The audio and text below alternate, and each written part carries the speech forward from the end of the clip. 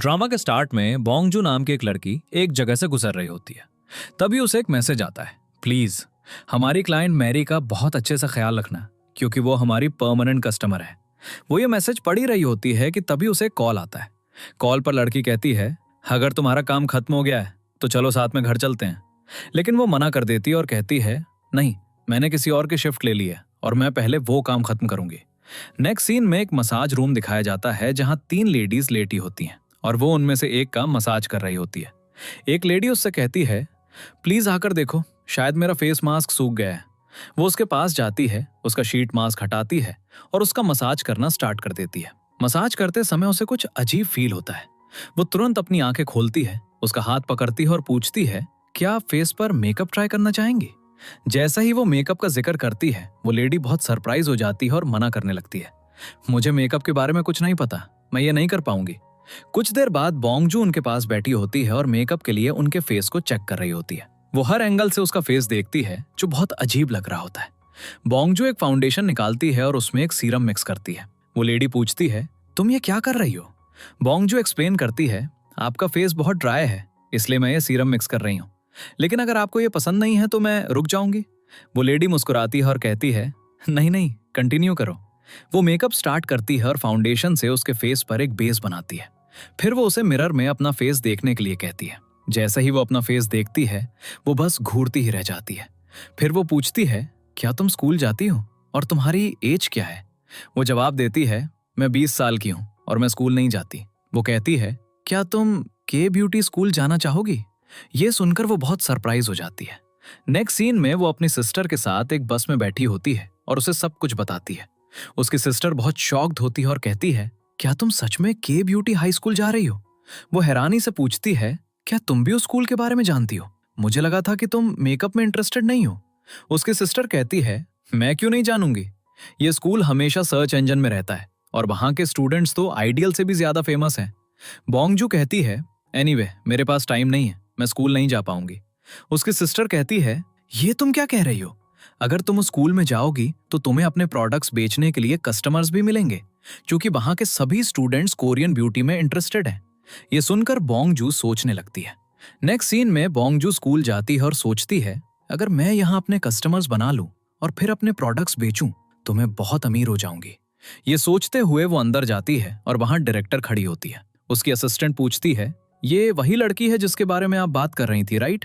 वो कहती है, हाँ, ये वही लेडी होती है जिसने बोंगजू को स्कूल के बारे में बताया था। वो कॉरिडोर से गुजर रही होती है, तभी एक लड़का आता है जो अपने पीछे की लड़कियों से कह रहा होता है, स्कूल में फ्लर्टिंग अलाउड नहीं है। वो बोंगजू के पास से गुजरता है और वो उसे नहीं देखती, लेकिन वो वापस आता है और उससे कहता है, मुझे नहीं लगता कि मैं तुम जैसे किसी से पहले कभी मिला हूं। तुम यहाँ की स्टूडेंट नहीं लग रही हो, क्या तुम न्यू हो? वो उसे देख रही होती है लेकिन कोई जवाब नहीं देती। लड़का मान लेता है कि वो चाइनीज समझती है और उससे पूछने लगता है। वो उससे पूछती है, मेकअप लेक्चर रूम कहाँ है? वो कहता है, क्या तुम भी मेकअप डिपार्टमेंट से हो? चलो अक्सर मिलते हैं। ये कहकर वो हाथ मिलाता है और वो उसका हाथ इतनी जोर से हिलाता है कि उसके हाथ में दर्द होने लगता है। वो पूछता है, ये तो बेसिक सेशन है, तो तुम्हें एडमिशन कैसे मिला? तुम जरूर कोई स्पेशल लड़की होगी। लेकिन वो कुछ भी जवाब नहीं देती और चली जाती है। गोनान नाम का से पकड़ता है और कहता है, आज तुम्हारा इस स्कूल में पहला दिन है, इसलिए तुम्हें स्कूल के बारे में कुछ भी नहीं पता। चूंकि तुम मुझसे पहली बार मिली हो तो ये मेरा फर्ज है। आओ, मैं तुम्हें स्कूल के बारे में सब कुछ बताता हूँ। ये कोरिया का एकमात्र स्कूल है जो कोरियन ब्यूटी के बारे में सिखाता है। वो उसे अपने डिपार्टमेंट में ले जाता है और जैसे ही वो गेट खोलता है, बोंगजू बहुत सरप्राइज हो जाती है क्योंकि वो जगह बहुत ब्यूटीफुल होती है। जब वो और आगे जाती है तो वॉन नाम का एक लड़का सामने बैठा होता है जो एक लड़की का मेकअप कर रहा होता है। नान उसे बताता है, ये लड़का एक बहुत बड़ी कोरियन ब्यूटी कंपनी का ओनर है, लेकिन इसे मेकअप के बारे में कुछ भी नहीं पता। तुम कह सकती हो कि वो मेकअप बहुत अच्छा करता है, लेकिन उसे चीजों के बारे में पता नहीं है। वहां एक लड़की बैठी होती है। नैन उसका नाम गेरीना बताता है और वो कहता है, इसके नाम का मतलब भी ब्यूटी होता है। वो उसे बताता है, आज तक किसी ने उसका फेस नहीं देखा। वो हमेशा अपने फेस पर मेकअप की एक मोटी लेयर रखती है और जो लड़की उसके बगल में खड़ी है, अगर तुम्हारा कभी उससे सामना हो तो उससे बचना। जब ये सब हो रहा होता है तभी यू नाम का एक लड़का पानी की बोतल पकड़े हुए पास से गुजरता है। नैन उसे बताता है, इसका ध्यान सिर्फ खाने पीने की तरफ रहता है और जब इसका पेट भर जाता है तो ये सब पर मुस्कुराता रहता है। तभी टीचर क्लास में आती है और दोनों अपनी सीट्स पर भाग जाते हैं। टीचर इतनी स्ट्रिक्ट दिखती है कि उनके आते ही सब साइलेंट हो जाते हैं। नयन उसे बताता है वो हमारी मेन टीचर है और वो बहुत स्ट्रिक्ट है, लेकिन उनकी कोरियन ब्यूटी इतनी अच्छी है कि वो बहुत वीआईपी कस्टमर्स को डील करती हैं। फिर वो अटेंडेंस लेना स्टार्ट करती है। पहले नयन का नाम लेती है।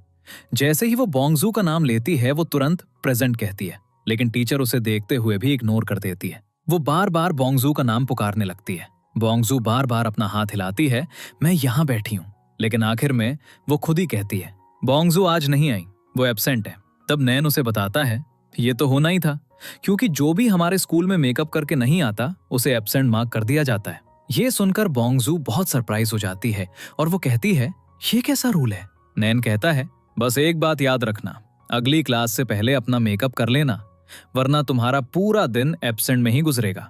फिर टीचर पढ़ाना स्टार्ट करती है, लेकिन सब कुछ उसके सिर के ऊपर से जा रहा होता है। उसे कुछ भी समझ नहीं आता। फिर टीचर उन्हें होमवर्क देती है। कल मैं तुमसे पूछूंगी कि मस्कारा कैसे अप्लाई करें ताकि हमारी आईलैशेस ऊपर की ओर और नेचुरल दोनों दिखें। लेक्चर के बाद बोंगजू बहुत थक जाती है और डेस्क पर सिर रखकर बैठ जाती है। जब वो ऊपर देखती है तो वहां एक पैलेट रखा होता है जिसमें कई डार्क शेड्स होते हैं, और उसे देखकर वो कहती है कि आई शेडोज कितने डार्क हैं। तभी एक ब्लैक लड़का आता है और कहता है ये आई शेडोज नहीं बल्कि मैरी के फेस पाउडर्स हैं, और बहुत रूडली कहता है अगर तुम्हें इतना भी नहीं पता तो तुम इस स्कूल में कैसे सरवाइव करोगे। ये कहकर वो चला जाता है और बोंगजू को बहुत बुरा लगता है। फिर वो नान को हिलाती है और उसके सामने एक बॉटल और अपना बिजनेस कार्ड रखती है। नान पूछता है ये सब क्या है। तभी एक लड़का आता है और उसे बताता है छत पर दो लड़के लड़ रहे हैं। तो नैन उससे उनके नाम पूछता है, हे मुझे उनके नाम बताओ। वो कहता है वॉन और जोंग। ये सुनकर वो अपसेट हो जाता है और बोंगजू को अपने साथ लेकर वहां से भाग जाता है। बोंगजू कहती है हमें इस फाइट के बारे में प्रोफेसर्स को सब कुछ बता देना चाहिए। नान कहता है हे वो उस तरह की फाइट नहीं कर रहे हैं, इस फाइट को ब्यूटी फाइट कहते हैं। फिर नान उसे बताता है दोनों अपने मॉडल्स पर मेकअप करेंगे, जिसका मॉडल ज्यादा प्रिटियर लगेगा वो जीत जाएगा और जिसका मॉडल कम अट्रैक्टिव लगेगा वो हार जाएगा। तभी जंग आता है और उनके पीछे खड़ा हो जाता है और बोंगजू उसे देखकर मुस्कुराती है। फिर दोनों अपने लिए मॉडल्स ढूंढने लगते हैं, जिनमें से बोंगजू भी एक होती है, जिसे जंग वॉन के लिए डिसाइड करता है। वो आगे आती है और बहुत नर्वस दिखती है। फिर कंपटीशन स्टार्ट होता है। वॉन बोंगजू को देख रहा होता है और कहता है मुझे लगता है हमें हार मान लेनी चाहिए। बोंगजू कहती है क्या मैं इतनी बुरी हूँ। वॉन कहता है हाँ, क्या तुमने अपने लिप्स की कंडीशन देखी है, वो कितने चैप्ड है, क्या तुम लोशन भी लगाती हो। बोंगजू कहती है ये तुम्हारी प्रॉब्लम नहीं है। वॉन पहले उसके लिप्स पर वैसलीन लगाता है और फिर एक शीट मास्क लगाता है जिससे वो सॉफ्ट हो जाते हैं। फिर वो उसके फेस पर फाउंडेशन लगाता है और जब उसके लिप्स सॉफ्ट हो जाते हैं तो वो उन पर ब्रश करने लगता है। तब नान कहता है क्या ये अपने दांत भी ब्रश नहीं करती। फिर वो एक लिपस्टिक शेड डिसाइड करता है और उसे बोंगजू के लिप्स पर लगाने लगता है और सब हैरान हो जाते हैं क्योंकि बोंगजू अब बहुत डिफरेंट लग रही होती है। वॉन की मेहनत रंग लाती है और वो कंपटीशन जीत जाता है। बोंगजू घर आती है और ये पिक्चर अपनी सिस्टर को दिखाती है, जो भी बहुत सरप्राइज होती है और कहती है क्या स्कूल के लोगों को प्लास्टिक सर्जरी करना भी आता है, क्योंकि तुम बिल्कुल भी तुम नहीं लग रही हो। बोंगजू गुस्से से उसे देखती है तो वो कहती है मैं तो बस इसलिए कह रही थी क्योंकि तुम बहुत ब्यूटीफुल लग रही हो। फिर सब्जेक्ट चेंज करने के लिए वो कहती है क्या तुमने वहां कोई कस्टमर बनाया। बोंगजू कहती है एक भी कस्टमर नहीं, उनकी स्किन तो ग्लास की तरह ग्लो कर रही थी और उन्हें मेरे प्रोडक्ट्स खरीदने की जरूरत नहीं है। फिर बोंगजू अपना लैपटॉप उठाती है और मैसेजेस देखने लगती है और फिर वो अपना लैपटॉप अपनी सिस्टर को देकर कुछ सामान लेने चली जाती है। तभी एक मैसेज आता है और वो कहती है ये वही है जो तुम्हें मैसेज करता रहता है और तुमसे ब्यूटी के बारे में क्वेश्चंस पूछता है। बोंगजू देखने आती है और तभी उसे एक और मैसेज आता है, मस्कुरा कैसे अप्लाई किया जाता है। वो ये देखकर शॉक्ड हो जाती है और कहती है ये हमारे स्कूल में पढ़ता है, क्योंकि हमारी टीचर ने आज ये क्वेश्चन पूछा था और ये आज का हमारा असाइनमेंट है। बोंगजू की मॉम खाना परोसती है और उसे बुलाती है, लेकिन वो भाग रही होती है और कहती है मॉम मुझे बहुत देर हो रही है। फिर बोंगजू अपना सारा मेकअप का सामान टेबल पर रखती है और मेकअप करने लगती है और उसकी सिस्टर कहती है तुम्हें क्या हुआ है, तुम सुबह सुबह इतनी जल्दी मेकअप क्यों कर रही हो। बोंगजू कहती है तुम्हें पता है कि अगर मैं बिना मेकअप के गई तो मुझे वहां एब्सेंट माना जाएगा। दूसरी तरफ स्कूल में जंग और नान वॉन के साथ चल रहे होते हैं और उससे पूछते हैं क्या तुम रात भर अपनी स्किन पर काम करते रहे और देखो तुम्हें कितने डार्क सर्कल्स हो गए हैं और इस वजह से तुम बहुत बुरे लग रहे हो। वॉन कहता है मुझे कोई प्रॉब्लम नहीं है। फिर नान उससे पूछता है क्या तुमने असाइनमेंट किया। वॉन उन्हें अपना हाथ दिखाता है, देखो मेरा असाइनमेंट कंप्लीट है। ये देखकर वो हैरान हो जाते हैं और वो कहते हैं तुम्हें मेकअप के बारे में कुछ नहीं पता और तुम प्राइवेट क्लासेस भी नहीं लेते, तो तुम्हारा असाइनमेंट हमेशा कैसे कंप्लीट हो जाता है? वॉन मुस्कुराता है और कहता है, मेरे पास बस एक तरीका है, और मुस्कुराते हुए क्लास के अंदर चला जाता है। नेक्स्ट सीन में एक बस स्टॉप पर रुकती है और बोंगजू उतरती है। क्लास में टीचर अटेंडेंस ले रही होती है, लेकिन वो फिर भी बोंगजू को एब्सेंट मार्क कर देती है। बोंगजू बहुत दुखी होकर कहती है, मिस, मैं यहाँ हूँ, लेकिन वो उसे पूरी तरह से इग्नोर कर देती है। ये देखकर बोंगजू बहुत सैड हो जाती है और कहती है, मैंने आज फुल मेकअप किया है, फिर भी उन्होंने मुझे एब्सेंट मार्क कर दिया। वॉन पीछे बैठा होता है और वो उसकी बात सुनकर हंसने लगता है। बोंगजू गुस्से में मुड़ती है और उसे देखने लगती है, तो वो भी सीरियस हो जाता है और पूछता है, तुम्हें क्या हुआ? नान बोंगजू को देखता है और उससे कहता है, तुम आज अपने ओरिजिनल फेस के साथ क्यों नहीं आई? तुमने अपना फेस कहीं छिपा दिया है? फिर वो उसके फेस पर मेकअप अप्लाई करने लगता है और उसकी आईब्रोज को शेप देता है। तब पता चलता है कि मिस ने आज उसकी अटेंडेंस इसलिए नहीं लड़ाई क्योंकि उसकी आईब्रोज शेप में नहीं थी। बोंगजू मिरर में अपना फेस देखती है और वो खुद को बहुत ब्यूटीफुल पाती है। वॉन उसका हाथ पकड़ता है और टीचर से कहता है, मिस, बोंगजू क्लास में आ गई है। तो टीचर उसकी अटेंडेंस लगा देती है, जिससे बोंगजू बहुत खुश हो जाती है। फिर वो अपने पीछे जंग को देखकर मुस्कुराती है और वो भी उसे देखकर मुस्कुराने लगता है। जंग को देखकर वो मुस्कुराती है और वो भी वापस मुस्कुराता है। वॉन ये देखता है और मन ही मन सोचता है, ये दोनों कितने क्रेजी हैं। टीचर कहती है, सबने अपने असाइनमेंट्स कंप्लीट कर लिए हैं और सबका काम अच्छा था, लेकिन 2 लोगों ने मुझे सरप्राइज कर दिया। नान सोचता है कि वो उसका नाम लेगी, लेकिन वो वॉन और बोंगजू का नाम लेती है और पूरी क्लास मुस्कुराते हुए उन्हें देखने लगती है। तो वॉन भी ऐसे मुस्कुराने लगता है जैसे उसने असाइनमेंट पर बहुत मेहनत की हो। फिर वो कहती है, तुम दोनों ने मुझे सरप्राइज कर दिया, ऐसा लगा जैसे मैं किसी क्रेजी इंसान का असाइनमेंट देख रही हूँ। ये सुनकर उसके चेहरे से मुस्कान गायब हो जाती है और वो बहुत एम्बैरेस्ड हो जाता है। फिर टीचर कहती है, एक और स्टूडेंट ने भी मुझे बहुत सरप्राइज किया और उसने वही आंसर्स दिए जैसे दोनों ने मिलकर असाइनमेंट बनाया हो, और वो स्टूडेंट है बोंगजू। ये सुनकर बोंगजू भी बहुत सरप्राइज होती है और कहती है, रियली? टीचर कहती है, मैं ये भी नहीं बता सकती कि तुम में से किसने दूसरे से कॉपी किया है। लेक्चर खत्म होने और टीचर के जाने के बाद सामने बैठे 2 स्टूडेंट्स कहते हैं, इसे स्कूल में एडमिशन कैसे मिला? इसे मेकअप के बारे में कुछ नहीं पता, इसका जरूर कोई कनेक्शन होगा। नान भागकर उनके असाइनमेंट्स मैच करने लगता है और कहता है, ऐसा लगता है जैसे किसी ने इसे कॉपी पेस्ट किया है। तब बोंगजू सोचती है, कहीं ये वही पर्सन तो नहीं जो मुझे इंटरनेट पर मैसेज करता है। ये पता लगाने के लिए बोंगजू कहती है, मैंने उस इंटरनेट प्लेटफॉर्म को सब्सक्राइब किया था जहां ब्यूटी टिप्स आते थे, और मैंने उससे पूछा।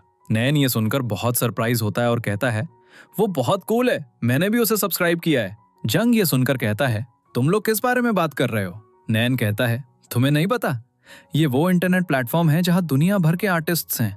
वॉन बहुत ध्यान से सुन रहा होता है, लेकिन जैसे ही वो वॉन से पूछते हैं वो तुरंत मना कर देता है और कहता है, मैंने अपना आंसर ऐसी किसी साइट से नहीं लिया, और ऐसे एक्ट करता है जैसे वो उस प्लेटफॉर्म के बारे में जानता भी नहीं है। बोंगजू उसकी बातें ध्यान से सुनती है और फिर उसे थोड़ी राहत महसूस होती है और वो मुस्कुराकर पीछे मुड़ती है और जंग से कहती है, थैंक यू वेरी मच। जंग हैरान होकर पूछता है, तुम थैंक यू क्यों कह रही हो?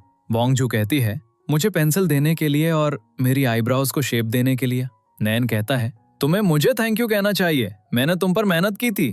तभी जुरीना आती है और वॉन को एक पेपर देती है। वॉन पूछता है, ये क्या है? जुरीना कहती है, मैंने कुछ रिसर्च की थी लेकिन मुझे इसकी जरूरत नहीं पड़ी, तो तुम इसे रख लो और अपने असाइनमेंट में यूज कर लेना। बोंगजू अपने बैग से स्किन केयर प्रोडक्ट्स निकालती है और जुरीना से कहती है, क्योंकि तुम्हारी एज बहुत कम है और तुम अपने स्किन पर बहुत हैवी मेकअप लगाती हो, तुम्हारी स्किन बहुत खराब हो जाएगी। ये एक सीरम है, इसे अपनी स्किन पर लगाना, इससे तुम्हें बहुत फायदा होगा, और क्योंकि तुम मेरी फ्रेंड हो तुम्हें इस पर डिस्काउंट भी मिलेगा।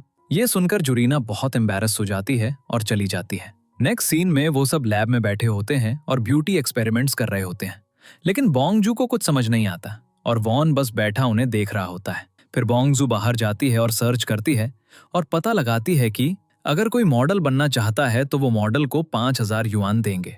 और ये देखकर बोंगजू एक कॉल करती है और कहती है, मैंने मेकअप मॉडलिंग के लिए अप्लाई किया है। नेक्स्ट सीन में बोंगजू एक बहुत ब्यूटीफुल जगह पर जाती है और वहां के वर्कर्स उसे बताते हैं, अंदर जाकर वेट करो। जैसे ही बोंगजू अंदर जाती है वो जगह बहुत ब्यूटीफुल लगती है। यहाँ हर मेकअप आइटम रखा होता है। सामने एक पेंटिंग होती है जिस पर एक कपड़ा ढका होता है।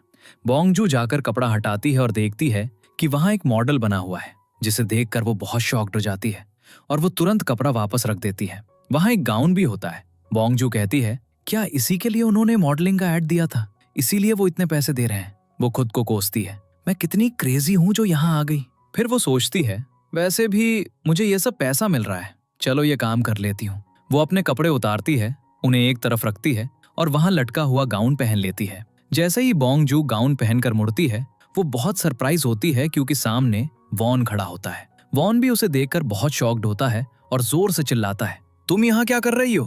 बोंग जू तुरंत पीछे मुड़ती है और खुद को छिपाने लगती है। वॉन उससे कहता है, क्या तुम्हें लगता है कि मॉडल बनना इतना आसान है? बोंग जू पूछती है, तुम कौन हो? वॉन कहता है, मुझे लगता है तुम मुझ में इंटरेस्टेड हो, प्लीज मुझ में इंटरेस्टेड मत होना। ये सुनकर बोंग जू हंसने लगती है और कहती है, ये तो दिन का सबसे अच्छा जोक था। वॉन जल्दी से उसके फेस पर फाउंडेशन लगाता है और कहता है, क्या तुम रेडी हो?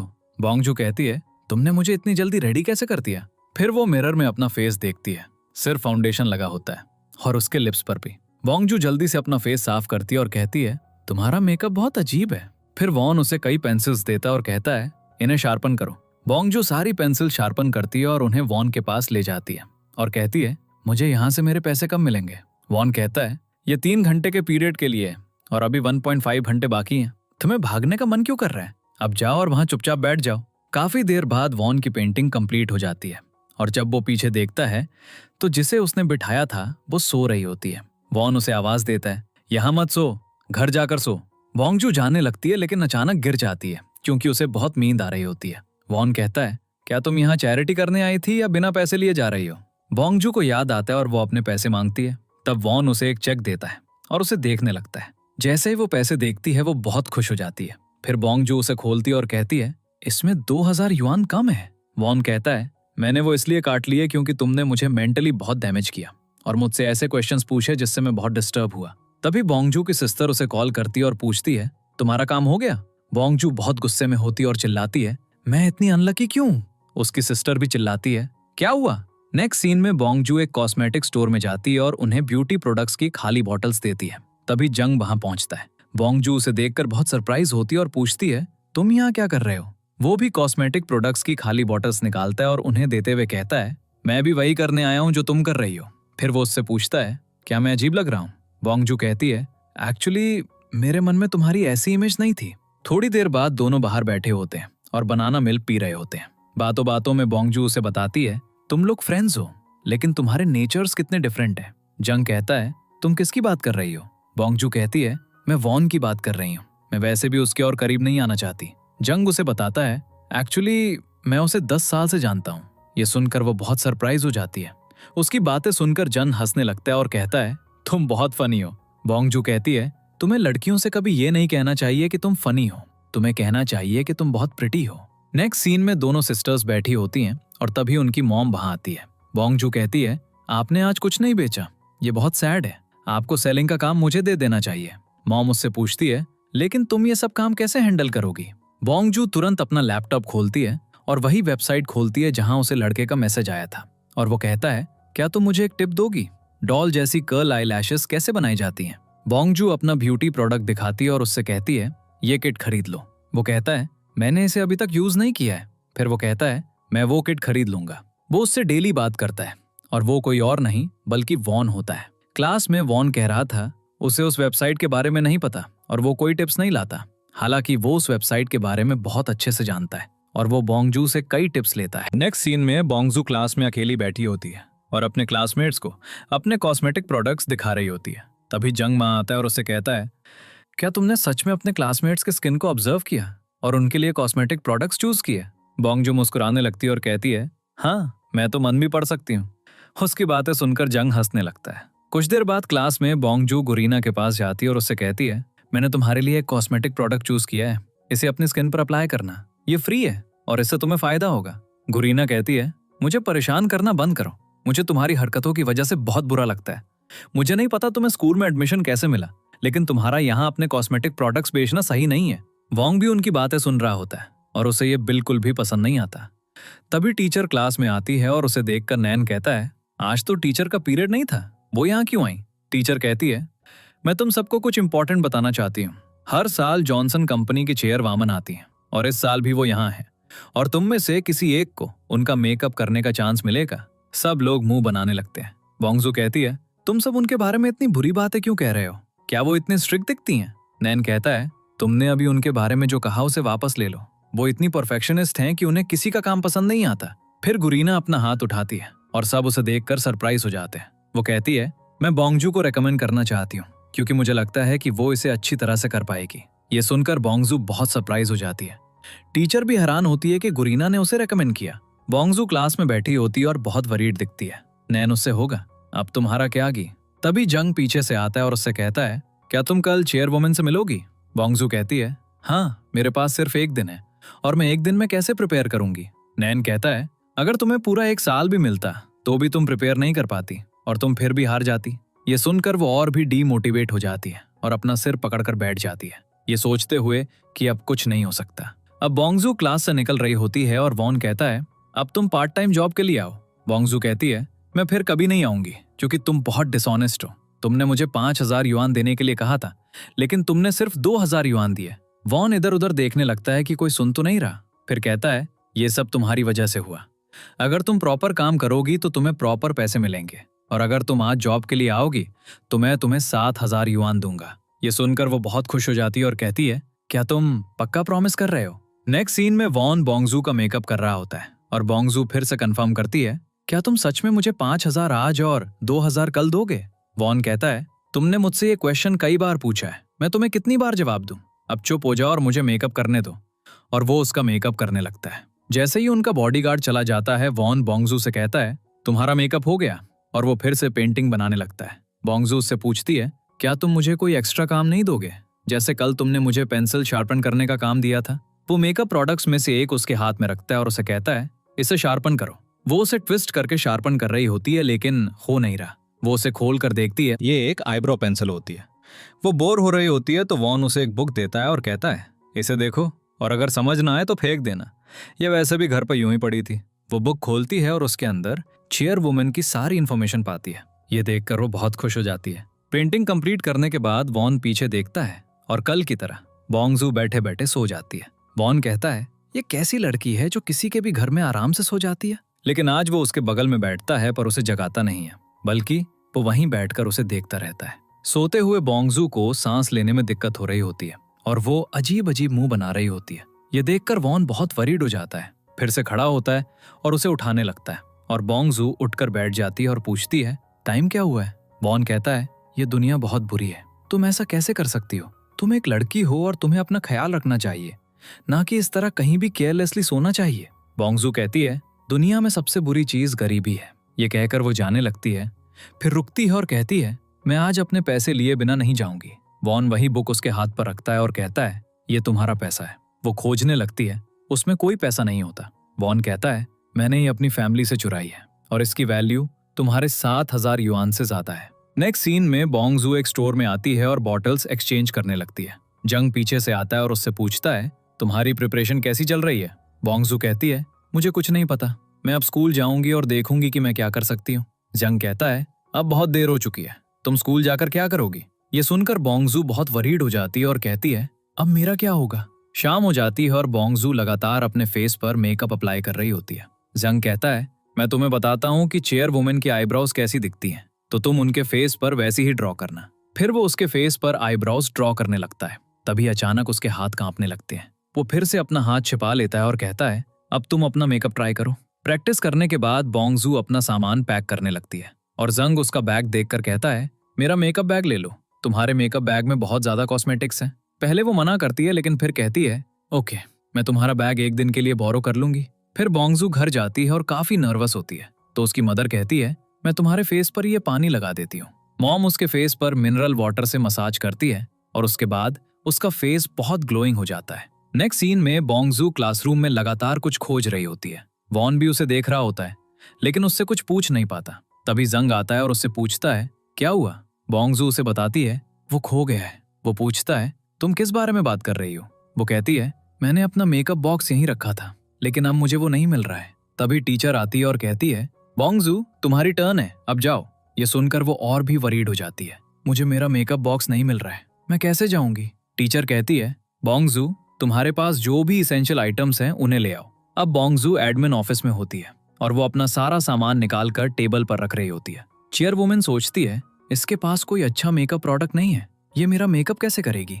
हमेशा की तरह बोंगजू उसका फेस ऑब्जर्व करती है और कहती है, मैं आपका मेकअप नहीं कर सकती, ये सुनकर सब हैरान हो जाते हैं और कहते हैं, ये तुम कैसी बात कर रही हो? वो उनसे कहती है, क्या आप मेरे लिए ये रिपीट कर सकती हैं? उनकी टीचर बोंग जू पर गुस्सा होने लगती है। तुम्हें क्या हुआ है? क्या तुम क्रेजी हो? फिर वो क्लास में जाती है और वो बहुत खुश दिखती है। सब उससे पूछते हैं, क्या हुआ? क्या तुम्हें स्कूल से एक्सपेल नहीं किया गया?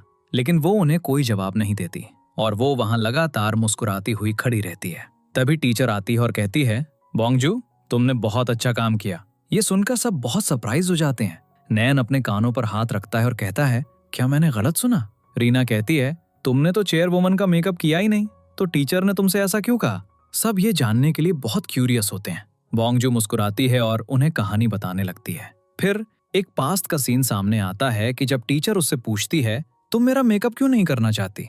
बोंग जू कहती है, आपकी स्किन पहले से ही इतनी खराब है कि इस पर और मेकअप लगाना सही नहीं होगा। ये सुनकर वो बहुत गुस्सा हो जाती है और कहती है, तुम्हारी इतनी हिम्मत कि तुम ऐसी बकवास करो। अब तुम मुझे सिखाओगे कि मुझे मेकअप करना चाहिए या नहीं? उसे चिल्लाते देख टीचर भी नर्वस हो जाती है। अब वो बोंग जू के साथ क्या करेगी? बोंग जू भी डरते हुए कहती है, मुझे नहीं पता कि मैं आपको कैसे बताऊं। मैं भी बहुत नर्वस हूं, लेकिन आपको अपनी स्किन पर मेकअप नहीं लगाना चाहिए। फिर बोंग जू अपने मेकअप प्रोडक्ट्स निकालती है और उसका मसाज करने लगती है। वहां वो पानी भी होता है जो उसकी मदर उसके लिए लाई थी। जैसे जैसे वो मसाज करती है, उसे रिलैक्स्ड फील होता है। टीचर्स भी देख रही होती हैं कि बोंग जू कितनी केपेबल है। नेक्स्ट सीन में वो सब एक रेस्टोरेंट में बैठे होते हैं और चीयर अप कर रहे होते हैं। यू कहता है, चेयर वुमन के सामने जाने के ख्याल से तो सीनियर्स के भी पैर कांपते हैं। वॉन कहता है, बोंग जू ने कुछ नहीं किया, ये बस उसका लक था।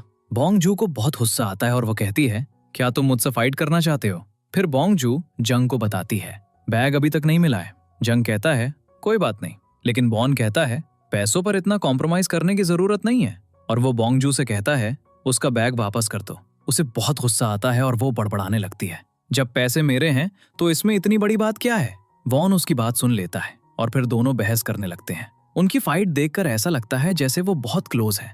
ये देखकर जुरीना को बहुत जेलस फील होता है। नेक्स्ट सीन में बोंग जू सुबह उठती है और अपने रूम से बाहर आती है। जैसे ही वो पैसे रखने वाली होती है, नैन नीचे सो रहा होता है। बोंग जू उसे देखकर बहुत शॉक्ड हो जाती है और चारों तरफ देखती है और उसके सारे फ्रेंड्स उसके घर में लेटे होते हैं। बोंग जू अपनी मदर से पूछती है, ये सब क्या हो रहा है? फिर वो मेकअप रिमूवर लेने के लिए वॉशरूम की तरफ जाती है और जैसे ही वो वॉशरूम का डोर खोलती है, वॉन अंदर बैठा होता है और उसने पैंट्स नहीं पहनी होती। ये देखकर वो डर जाती है, बाहर आती है, डोर बंद करती है और अपोलोजाइज करने लगती है। वॉन अंदर से चिल्लाता है, क्या तुम्हें वॉशरूम में आने से पहले नॉक करने की मैनर्स नहीं है? बोंग जू कहती है, अंदर क्लीनिंग ऑयल रखा है, क्या तुम मुझे पास कर दोगे? वन थोड़ा सा डोर खोलता है और उसे ऑयल देता है और बोंग जू कहती है, सुनिश्चित करना कि अगली बार जब तुम वॉशरूम जाओ तो पहले गेट लॉक कर लेना। वन अंदर से चिल्लाने लगता है, मुझे बाहर आने दो, मैं तुम्हें बताता हूँ। लेकिन बोंग जू हंसते हुए अंदर चली जाती है। फिर वो रूम में जाती है और गुरीना का मेकअप रिमूव करने लगती है। तभी गुरीना की आंखें खुल जाती हैं और वो गुस्से में उससे कहती है, तुम मेरे साथ क्या कर रही हो? अगले दिन गुरीना की मेकअप फ्री फोटोज लीक हो जाती हैं और वो बहुत गुस्सा हो जाती है। जैसे ही बोंग जू स्कूल आती है, गुरीना जाकर उसे एक स्लैप मारती है। ये देखकर वॉन भी शॉक्ड हो जाता है और पूछता है, तुम ये क्या कर रही हो? गुरीना कहती है, ये जरूर तुम्हारा ही काम है, क्योंकि तुम सुबह मेरा मेकअप क्लीन कर रही थी और तुमने ही नेट पर मेरी पिक्चर अपलोड की होगी। हालांकि बोंग जू को इस बारे में कुछ भी नहीं पता होता। फिर वो सब गुरीना की पिक्चर देखते हैं और वन कहता है, तुम सबने देख लिया, अब मुझे देखने दो।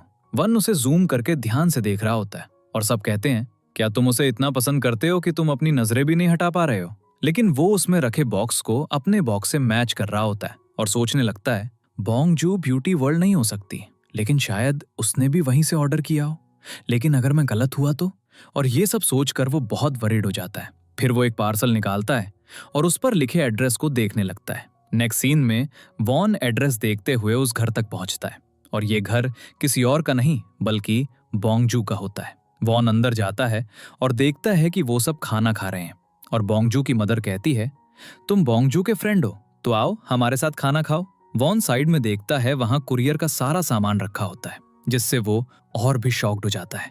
तभी बोंग जू बाहर आती है और वॉन तुरंत उसका हाथ पकड़ता है, उसे लेकर आता है और कहता है, हमें बात करनी है। और नर्वसली कहता है, क्या तुम सच में ब्यूटी वर्ल्ड हो? पहले तो बोंग जू को कुछ समझ नहीं आता, फिर वो जोर जोर से हंसने लगती है और कहती है, तो तुम सिंगल स्ट्रोक हो? वॉन उसे रोकता है, हंसो मत। लेकिन बोंग जू फिर भी जोर से हंसती है तो वॉन कहता है, अगर तुमने ये किसी को बताया तो मैं तुम्हें छोड़ूंगा नहीं। इस पर वो कहती है, इसमें इतना ऑफेंड होने वाली कोई बात नहीं है। और कहती है, ऑब्वियसली हम ब्यूटी स्कूल में पढ़ते हैं तो हम ब्यूटी कम्युनिटी से रिलेटेड हो सकते हैं, लेकिन तुम तो ऐसा एटीट्यूड दिखा रहे थे जैसे तुम ये नहीं कर सकते और तुम इस कम्युनिटी का हिस्सा नहीं हो। फिर वो बोंगजू से पूछता है, तुम्हें कैसे पता चला कि मैं सिंगल स्ट्रोक हूं? बोंगजू कहती है, इस रिबन से। फिर बोंगजू कहती है, मैं तुम्हें जितना बताऊंगी तुम उतना ही एम्बैरेस्ड होगे। वॉन कहता है, तो चुप रहो, मुझे सुनने में कोई इंटरेस्ट नहीं है। लेकिन वो बहुत क्यूरियस होता है तो वो आखिर में उससे पूछ ही लेता है और कहता है, बताओ तुम क्या बताना चाहती हो? बोंगजू कहती है, ये रिबन मैं सिर्फ अपने वीवीआईपी कस्टमर्स को देती हूँ।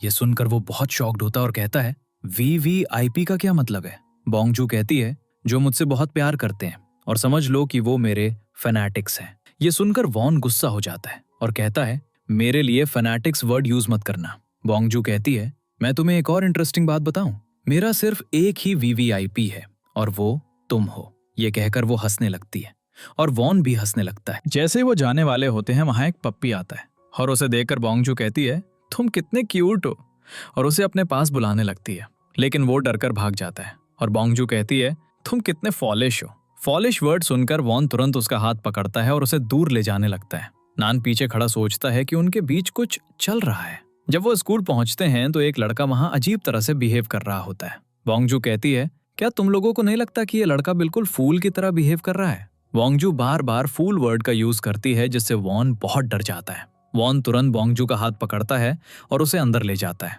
नान पीछे खड़ा कहता है, पहले तो सिर्फ बोंगजू क्रेजी थी, लेकिन अब लगता है वॉन भी उसके साथ शामिल हो गया है। नेक्स्ट सीन में वॉन बोंगजू को कॉरिडोर में ले जाता है और कहता है, हमें थोड़ा केयरफुल रहने की जरूरत है।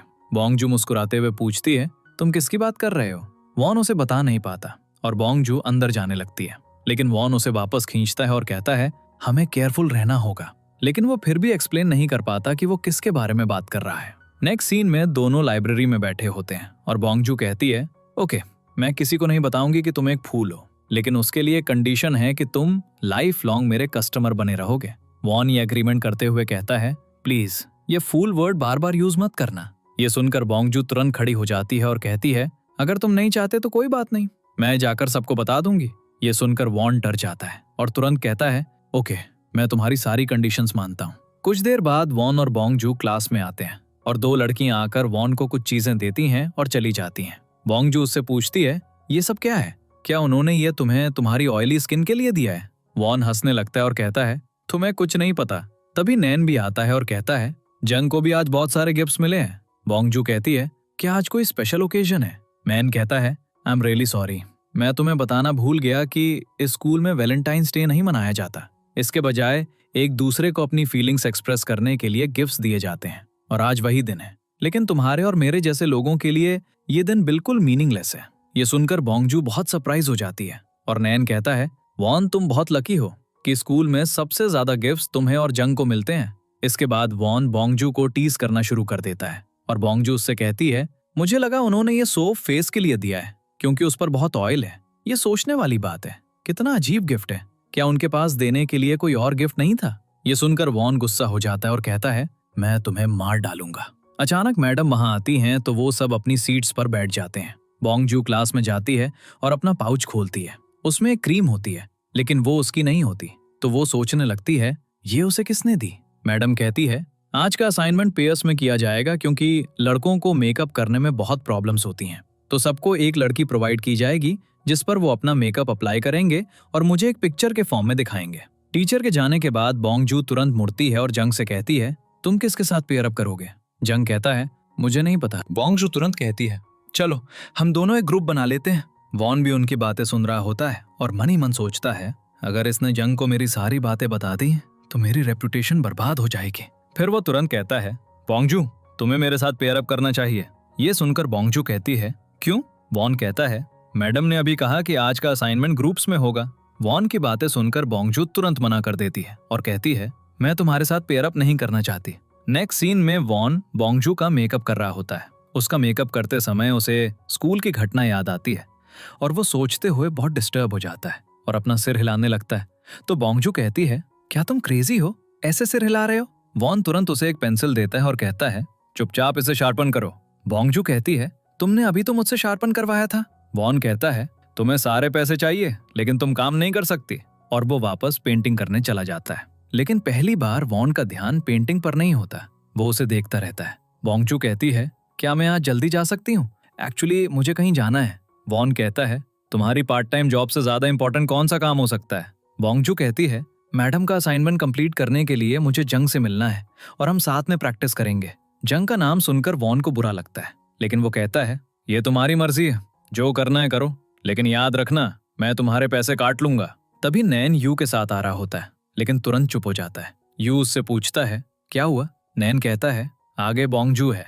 वो देखते हैं कि वॉन बोंगजू को एक एनवेलप दे रहा है। नेक्स्ट सीन में बोंगजू घर जाती है और वहां वही मेकअप बॉक्स देखकर शॉक्ड हो जाती है जो जंग ने उसे दिया था, और कहती है, ये यहाँ क्या कर रहा है? फिर उसे एक पास्ट का सीन याद आता है, मैं तो मेकअप बॉक्स अपने साथ लेकर ही नहीं गई थी, और गलती से अपना मेकअप बॉक्स ले लेती है। नेक्स्ट सीन में वॉन अपना फोन चेक करता रहता है और बोंगजू के मैसेज का वेट करता है। जैसे ही उसे एक मैसेज आता है, वॉन तुरंत एक्साइटेड हो जाता है और उसे पढ़ने लगता है। लेकिन ये एक बैंक का मैसेज होता है और वो सोचता है, बोंगजू कहाँ इतनी बिजी है कि उसके पास मेरे मैसेज का रिप्लाई करने का भी टाइम नहीं है। ये सोचते हुए वो बोंगजू को मैसेज करता है, तुम किससे मिल रही हो?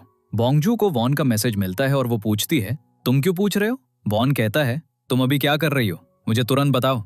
बोंगजू कहती है, मैं किसी से मिलने आई हूँ। वॉन रिप्लाई करता है, तुम किससे मिलने आई हो, मुझे उसका नाम बताओ। बोंगजू रिप्लाई करने ही वाली होती है कि जंग आ जाता है। नेक्स्ट सीन में वॉन पढ़ने की कोशिश कर रहा होता है, लेकिन उसका मन पढ़ाई में नहीं होता। वो बार बार अपना फोन चेक करता रहता है, बोंगजू उसे कब रिप्लाई करेगी।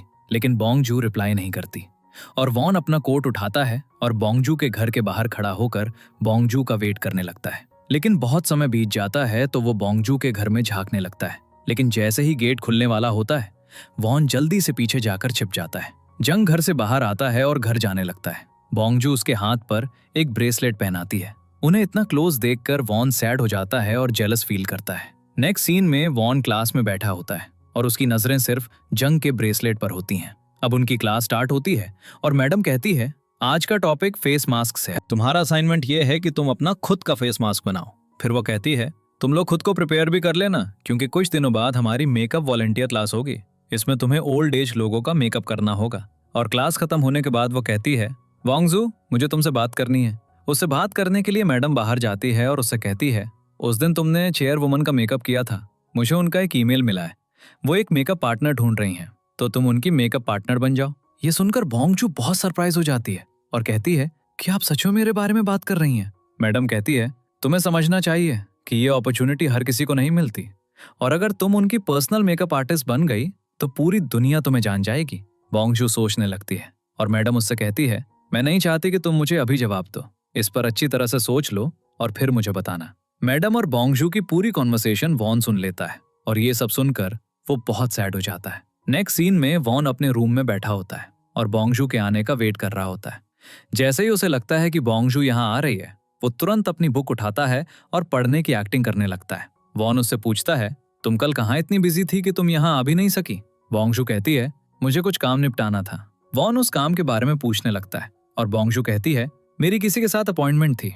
वॉन पूछता है, किसके साथ? बोंगजू कहती है, तुम बीच में ये सब बातें क्यों पूछ रहे हो? उसकी बातें सुनकर वॉन कहता है, क्या तुम्हें लगता है कि मैं ये सब बातें इसलिए पूछ रहा हूँ क्योंकि मैं तुम्हारे लिए वरीड हूँ? मैं तो सिर्फ इसलिए पूछ रहा था क्योंकि मैं नहीं चाहता था कि तुम मेरा सीक्रेट किसी को बताओ। इस पर बोंगजू कहती है, मैं लोगों को तुम्हारे बारे में क्यों बताऊं? मेरे लिए तो तुमसे हर दिन मिलना ही एक टॉर्चर है। ये सुनकर वॉन गुस्सा हो जाता है और कहता है, अब तुम अपना मेकअप खुद करोगी, क्योंकि अगर मैंने तुम्हारा फेस एक सेकंड और देखा तो मुझे वॉमिट आ जाएगी। बोंगजू तुरंत कहती है, एग्जैक्टली, मुझे भी ऐसा ही फील हो रहा है। ये सुनकर वॉन उसे मारने लगता है और बोंगजू अपना मेकअप करने लगती है। बोंगजू अपना आईलाइनर लगाने की कोशिश कर रही होती है, लेकिन लगा नहीं पाती और वॉन अपनी पेंटिंग करने चला जाता है। लेकिन उसे बोंगजू की बातें याद आती हैं, तो वो जाकर बोंगजू को आईलाइनर लगाने लगता है। फिर वो दोनों पास में बैठते हैं और वॉन उसका मेकअप करने लगता है। मेकअप करते समय वो दोनों इतने करीब आ जाते हैं कि उन्हें अजीब फील होने लगता है। नेक्स्ट सीन में वॉन सोने की कोशिश कर रहा होता है और उसे बोंगजू याद आती है। उसे कल का सीन याद आता है जब बोंगजू आईलाइनर नहीं लगा पा रही थी, तो वॉन ने जाकर उसकी हेल्प की थी और उसका आईलाइनर लगाने लगा था। और तब उसे फील होता है वो बोंगजू के लिए कुछ ज्यादा फील करता है और फिर वो दोनों बहुत नर्वस हो जाते हैं। ये सब सोचकर वॉन काफी अपसेट हो जाता है और करवट बदल लेता है और उसे वो सीन याद आता है जहां बोंगजू ने जोंग के हाथ में ब्रेसलेट पहनाया था। वो लेट जाता है और सिर्फ बोंगजू के बारे में सोचता रहता है और उसे याद आता है जब वो बोंगजू का मेकअप कर रहा था, लेकिन बोंगजू इतनी ब्यूटीफुल लग रही थी कि वॉन खुद उसे देखकर थोड़ा नर्वस हो जाता है। वॉन ये सब सोचकर बेहद वरीड हो जाता है, उठकर बैठता है और कहता है, मैं ये सब नहीं सोचना चाहता, मुझे ये सब बार बार क्यों याद आ रहा है। फिर वो तुरंत एक ब्लैंकेट लाता है और उसके नीचे छिप जाता है। नेक्स्ट सीन में सभी स्टूडेंट्स बस में बैठे होते हैं। थोड़ी देर बाद जंग और वन बस में चढ़ते हैं। वन देखता है कि बोंगजू के बगल में कोई नहीं बैठा है, तो वो जाकर उसके बगल में बैठ जाता है। तभी जंग कहता है, आगे जाओ, मैं यहाँ बैठना चाहता हूँ। फिर नान वॉन को सीट दे देता है और जंग बोंगजू के बगल में बैठ जाता है और वो दोनों बातें करने लगते हैं। वॉन उन्हें देखकर बहुत जेलस फील करता है क्योंकि बोंगजू हंस हंसकर उससे बहुत बातें कर रही होती है। नेक्स्ट सीन में वो सब ओल्ड होम पहुंचते हैं और सब मेकअप कर रहे होते हैं। एक आंट बोंगजू के साथ भी बैठी होती है, लेकिन वो मेकअप नहीं करवा रही होती। फिर वॉन उसके पास आता है और उसे कन्विंस करता है और बोंगजू से कहता है, इन्हें ठीक से रेडी करना, इन्हें अपने जैसा मत बना देना जैसे तुम अपना मेकअप करती हो। ये सुनकर बोंगजू मुंह बनाने लगती है और फिर उनका मेकअप करती है। जंग भी दोनों को एक साथ देख रहा होता है और उसे ये बिल्कुल पसंद नहीं आता। मेकअप खत्म होने के बाद बोंगजू रोते हुए आती है और कहती है, ग्रैंडमा मिसिंग है, वो मुझे कहीं नहीं मिल रही हैं। वॉन ये सुनकर बहुत वरीड हो जाता है और कहता है, तुम ये क्या कह रही हो। बोंगजू कहती है, मैं अभी थोड़ी देर पहले वॉशरूम गई थी, लेकिन जब मैं वापस आई तो वो वहां नहीं थी। वॉन कहता है, जब भी तुम वॉशरूम जाती हो चीजें गायब हो जाती हैं। अब तुम वॉशरूम नहीं जा रही हो, मैंने तुम्हें वॉशरूम जाने से बैन कर दिया है। फिर वो बाहर जाकर उन्हें खोजती है और उन्हें ढूंढ लेती है। नेक्स्ट सीन में जंग और वॉन सो रहे होते हैं और एक दूसरे से बात कर रहे होते हैं। बहुत समय हो गया हमें ऐसे लेटे हुए। फिर वो दोनों बोंगजू के बारे में सोचते रहते हैं और वो दोनों बोंगजू को पसंद करते हैं। नेक्स्ट सीन में वो सब क्लास में बैठे होते हैं और टीचर आती है और उन्हें बताती है, तुम लोगों के एग्जाम्स होने वाले हैं। ये सुनकर वो सब सैड हो जाते हैं और कहते हैं, हमें एग्जाम्स बिल्कुल पसंद नहीं है। टीचर कहती है, इस बार तुम्हें ये मेकअप एडमिनिस्ट्रेशन के सामने करना होगा। ये सुनकर सभी स्टूडेंट्स एक दूसरे को देखने लगते हैं और कहते हैं, ये क्या बकवास है। टीचर कहती है, तो खुद को अच्छी तरह से प्रिपेयर कर लो ताकि टेस्ट में कोई फेल ना हो, और ये टेस्ट ग्रुप्स में किया जाएगा और तुम्हारे ग्रुप्स मैं बनाऊंगी। नेक्स्ट सीन में टीचर बोंगजू से पूछती है, क्या तुमने डिसाइड कर लिया। बोंगजू कहती है, नहीं मैम, अभी तक नहीं। टीचर कहती है, हाँ मैं समझ सकती हूँ कि ये डिसीजन लेना थोड़ा डिफिकल्ट है, लेकिन याद रखना तुम्हारे पास ज्यादा टाइम नहीं है। तुम्हें इस वीक चेयर वामन को जवाब देना है। बोंगजू कहती है, मैं जल्द से जल्द जवाब देने की कोशिश करूंगी। टीचर कहती है, अगर तुम डिसाइड करती हो कि तुम जा रही हो तो वही तुम्हारे एग्जाम का दिन होगा, और चिंता मत करना क्योंकि इसका तुम पर या तुम्हारे ग्रुप मेंबर्स पर कोई असर नहीं पड़ेगा। टीचर के जाने के बाद बोंगजू काफी सैड हो जाती है। नेक्स्ट सीन में वॉन और जंग पढ़ रहे होते हैं और बोंगजू वहां आती है। जंग उससे पूछता है, मैम ने तुम्हें क्यों बुलाया था। बोंगजू कहती है, उन्होंने बस ऐसे ही बुलाया था। जंग और बोंगजू डिस्कस कर रहे होते हैं और वॉन को ये बिल्कुल पसंद नहीं आता और वो कहता है, मुझे जाने दो, अगर मुझे कुछ मिला तो मैं तुम्हें ईमेल कर दूंगा। ये कहकर वो चला जाता है। जब वॉन घर पहुंचता है तो वो अपना पेंटिंग बोर्ड गायब पाकर शॉक्ड हो जाता है। ये देखकर वो अपने सेक्रेटरी को आवाज देता है, वो नहीं आता, लेकिन उसके ग्रैंडपा आते हैं। वॉन उनसे पूछता है, आपने मेरी पेंटिंग और उसके टूल्स कहाँ रख दिए, क्या आपने किसी से मेरा रूम क्लीन करवाया था। उसके ग्रैंडपा कहते हैं, मैंने तुम्हें ग्रेजुएट होने तक पेंटिंग करने से मना किया था। वॉन कहता है, मैं कभी कभी पेंटिंग करता था, क्या मैं वो भी नहीं कर सकता। नेक्स्ट सीन में बोंगजू और जोंग पढ़ रहे होते हैं, लेकिन बोंगजू का ध्यान पढ़ाई में बिल्कुल नहीं होता। जोंग उसे कुछ कहता रहता है, लेकिन बोंगजू अपने ही ख्यालों में खोई रहती है। फिर वो जोर से उसका नाम लेता है और बोंगजू डर जाती है और कहती है, क्या हुआ, तुम क्या कह रहे थे। जोंग कहता है, तुम ऐसा कर रही हो और मैं काफी वरीड हो रहा हूँ। नेक्स्ट सीन में बोंगजू रात में वॉन के घर जाती है और देखती है कि वॉन का पेंटिंग बोर्ड बाहर ट्रैश में पड़ा है। वो बहुत शॉक्ड होती है और कहती है, इसका सामान ट्रैश में किसने फेंका। तभी वॉन का सेक्रेटरी आता है और कहता है, बोंगजू तुमसे मिलने आई है। ये सुनकर वो थोड़ा सरप्राइज होता है, लेकिन फिर से सीधा बैठ जाता है। बोंगजू अंदर आती है और कहती है, वॉन तुम ठीक हो। वॉन कहता है, तुम यहाँ क्यों हो। बोंगजू कहती है, ये कैसा क्वेश्चन है, ऑब्वियसली मैं यहाँ अपनी पार्ट टाइम जॉब के लिए आई हूँ। फिर बोंगजू कहती है, तुम्हारा रूम इतना डिफरेंट क्यों लग रहा है, यहाँ कोई पेंटिंग या पेंटिंग बोर्ड नहीं है, क्या हुआ। ये सुनकर वॉन गुस्से में कहता है, मैंने तुम्हें पहले भी कहा है कि दूसरों के मामलों में दखल मत दो। तुम ये सब करती हो इसीलिए तुम मेरे लिए जहर बन गई हो, और मैं तुम्हें एक और बात बता दूं, अब से यहाँ मत आना। वॉन की बातें सुनकर बोंगजू को बहुत हर्ट होता है, लेकिन वो कुछ नहीं कहती और हिम्मत से कहती है, तुम मुझे यहाँ आने से क्यों रोक रहे हो। वॉन कहता है, मैं ये इसलिए कह रहा हूँ क्योंकि मुझे अब तुम्हारी जरूरत नहीं है, सो प्लीज गेट आउट। ये सब सुनकर बोंगजू को बहुत सैड फील होता है क्योंकि वॉन ने उससे पहले कभी इस तरह बात नहीं की थी। नेक्स्ट सीन में बोंगजू वॉन से कहती है, ये कितनी अजीब बात है कि लोग तुम्हें बहुत बोल्ड समझते हैं लेकिन तुम अंदर से बहुत सॉफ्ट हो। लेकिन अगर तुम्हें पेंटिंग इतनी ही पसंद थी तो तुमने उसे क्यों छोड़ दिया? पेंटिंग के बारे में सुनकर वॉन गुस्सा हो जाता है और बोंगजू का हाथ पकड़कर उसे उठाते हुए कहता है, क्या तुम प्लीज चुप नहीं रह सकती? बोंगजू कहती है, तुम्हें पेंटिंग्स इतनी पसंद थी कि तुमने अपने फैमिली के मना करने के बाद भी उन्हें कंटिन्यू रखा। अब क्या हुआ कि तुमने उसे तुरंत छोड़ दिया? मुझे लगता है तुम्हें हार नहीं माननी चाहिए थी बल्कि फिर से ट्राई करना चाहिए था। ये कहकर वो जाने लगती है और वॉन उसे पीछे से हग कर लेता है क्योंकि उसे बहुत सैड फील होता है कि उसने बोंगजू के साथ क्या किया। बोंगजू कुछ नहीं कहती और देर तक वहीं खड़ी रहती है। नेक्स्ट सीन में बोंगजू उनके साथ बैठकर बात कर रही होती है और कहती है, देखो हमें नहीं पता कि हमारे मॉडल्स कौन होंगे लेकिन हमें कोशिश करनी चाहिए कि हम जल्दबाजी ना करें। पहले हमें मॉडल की स्किन टाइप को देखना चाहिए और फिर मेकअप स्टार्ट करना चाहिए। अब उनका एग्जाम स्टार्ट होने वाला होता है और डायरेक्टर कहती है, आज के एग्जाम का टॉपिक ब्यूटी है तो अपनी टीम से एक मेंबर सेलेक्ट करो और उस पर ब्यूटी की डेफिनेशन को डिस्क्राइब करो। सब अपना काम स्टार्ट कर देते हैं और बोंगजू की टीम बहुत वरीड बैठी होती है। हम ऐसा क्या करें कि हमारी ब्यूटी की डेफिनेशन अच्छी तरह से डिस्क्राइब हो? वॉन कहता है, हम बिल्कुल वैसा ही करेंगे जैसा हमने प्रैक्टिस किया था। और वो बोंगजू से कहता है, हमें पहले क्या करना चाहिए? बोंगजू कहती है, मैं पहले स्किन केयर करूंगी। नान हैरानी से कहता है, हमारे पास इतना टाइम नहीं है कि तुम स्किन केयर करो और फिर हम तुम्हारा मेकअप करें।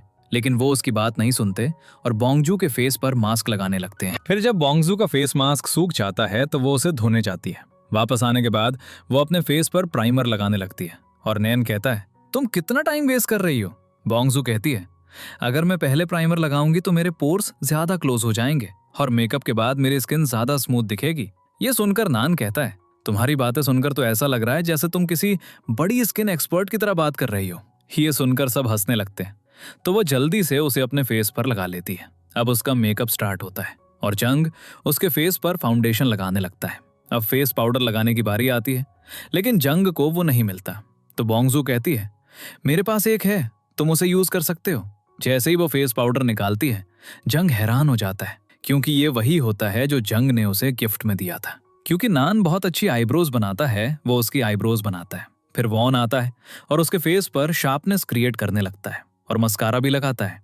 अब आईलाइनर लगाने की बारी आती है और वॉन नर्वस हो रहा होता है तो सब उसे एनकरेज करते हैं, तुम ये कर सकते हो। फिर बोंगजू का मेकअप कंप्लीट हो जाता है और वो बहुत ब्यूटीफुल लगती है और बोंगजू और उसकी टीम ये एग्जाम जीत जाती है। नेक्स्ट सीन में बोंगजू कहती है, मुझे पता चला है कि स्किन केयर बहुत इंपॉर्टेंट है लेकिन उसके साथ मेकअप भी अच्छा लगता है और अगर मैं स्कूल में नहीं आती तो मुझे कुछ भी पता नहीं चलता। यहाँ आने के बाद मैंने बहुत अच्छे फ्रेंड्स बनाए जो हमेशा मेरे फ्रेंड्स रहेंगे। और वो ये एडवाइस भी देती है, हमें किसी भी चीज के बारे में बिना सीखे बुरा नहीं सोचना चाहिए क्योंकि हर काम अच्छा होता है, कोई काम बुरा नहीं होता। नेक्स्ट सीन में वॉन और बोंगजू साथ में बैठे होते हैं और वो बोंगजू का मेकअप कर रहा होता है। बोंगजू अपने हाथ में कॉटन पैड लेती है और कहती है, मेरे मुंह से कितनी गंदगी निकली, पूरा कॉटन पैड गंदा हो गया। वॉन कहता है, मुझे भी देखने दो, लेकिन बोंगजू मना कर देती है और उसे अपने पीछे छिपाने लगती है। वॉन उससे कॉटन पैड लेने लगता है और उसे लेने की कोशिश में वो उसके ऊपर गिर जाता है। वो दोनों एक दूसरे को देखने लगते हैं और वो कहता है, मैंने तुमसे कहा था कि मैं तुम्हारा वेट करूंगा। फिर वो और करीब आता है और उसे किस करता है और यहीं पर हैप्पी एंडिंग हो जाती है।